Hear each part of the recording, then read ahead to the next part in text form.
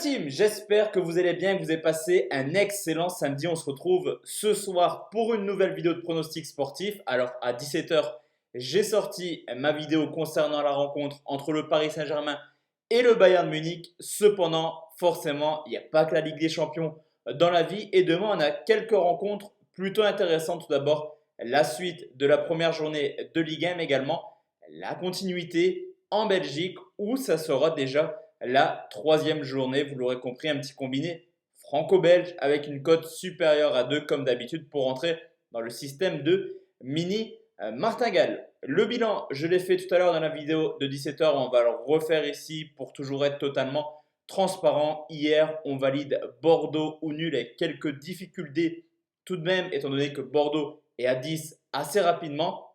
Cependant, on ne valide pas la victoire de l'Inter. L'Inter remporte la coupe quota à 55. C'est plutôt le FC Séville qui, comme à son habitude, 6 finales, 6 victoires, a remporté ce trophée. Je pensais réellement que l'Inter aurait pu stopper cette incroyable série du FC Séville, mais c'est sans compter clairement sur De Jong, auteur d'un doublé hier également de Lukaku, héros malheureux de la rencontre en marquant contre son camp. Pour demain, je vous l'ai dit, mis à part PSG, Bayern Munich, que je vous laisse regarder si vous ne l'avez pas encore vu, on va partir sur un petit combiné avec une cote à 2,11 précisément. On se dirige tout de suite en Belgique où Anderlecht reçoit Moucron, la troisième journée où le quatrième reçoit le 15e, une équipe d'Anderlecht qui clairement a pour objectif de faire mieux que l'année dernière où ils ont terminé 7e, il me semble. Pour l'instant, ça commence plutôt bien.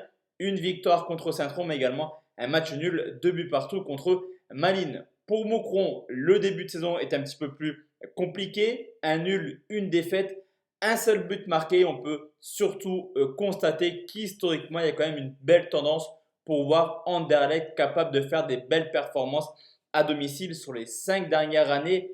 En championnat, c'est seulement 8 petites défaites. Et même l'an passé, quand Anderlecht ne fait pas une saison extraordinaire, c'est une équipe qui prend quand même 26 points en 15 matchs à domicile.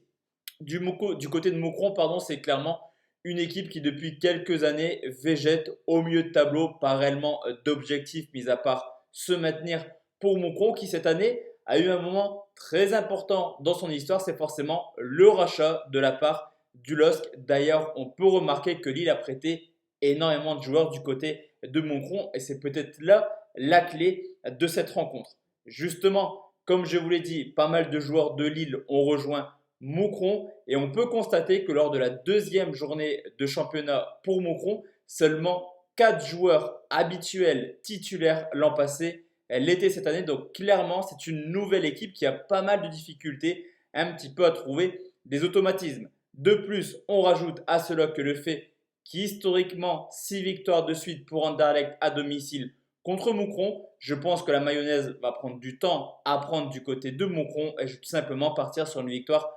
d'Anderlecht côté 1,35.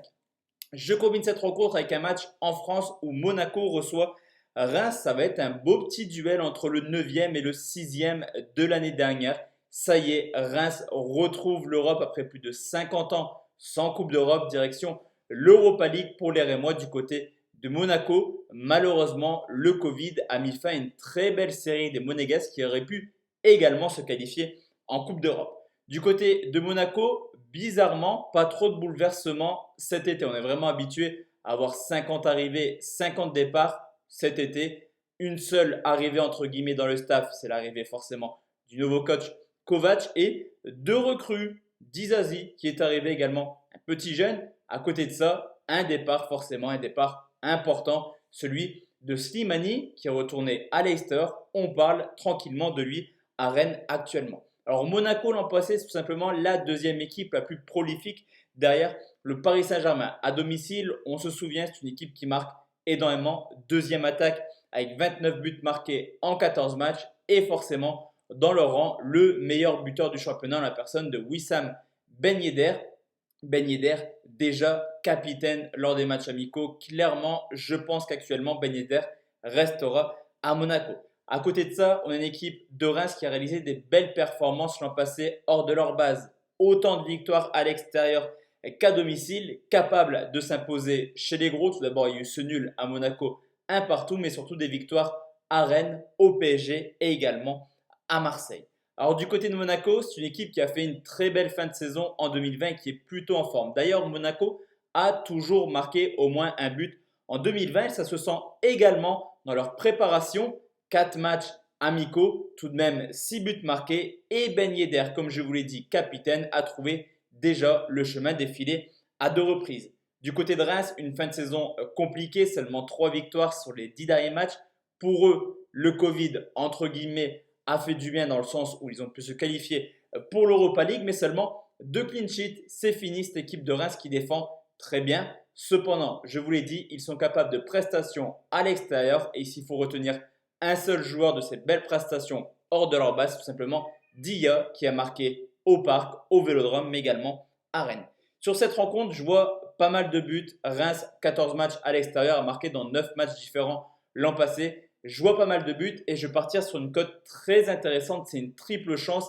Buteur, Ben Yedder, Dia de Reims, mais également Golovin pour choisir un troisième joueur. Ça fait une triple chance côté 1,56. Ben Yedder, meilleur buteur du championnat l'an passé. Dia qui a marqué à Rennes, à Marseille, à Paris. Également Golovin qui a clairement du talent, ce qui nous fait un beau combiné, je trouve, à 2,11. Donc voici la team, mes 2 pronostics pour demain en plus de la Ligue des Champions. On se retrouve lundi soir car dimanche, il n'y aura pas de vidéo vu qu'il n'y a pas de match lundi. On se retrouve lundi soir pour une nouvelle vidéo de pronostics sportifs. D'ici là, portez-vous bien. Excellente soirée la team et à demain. Ciao, ciao.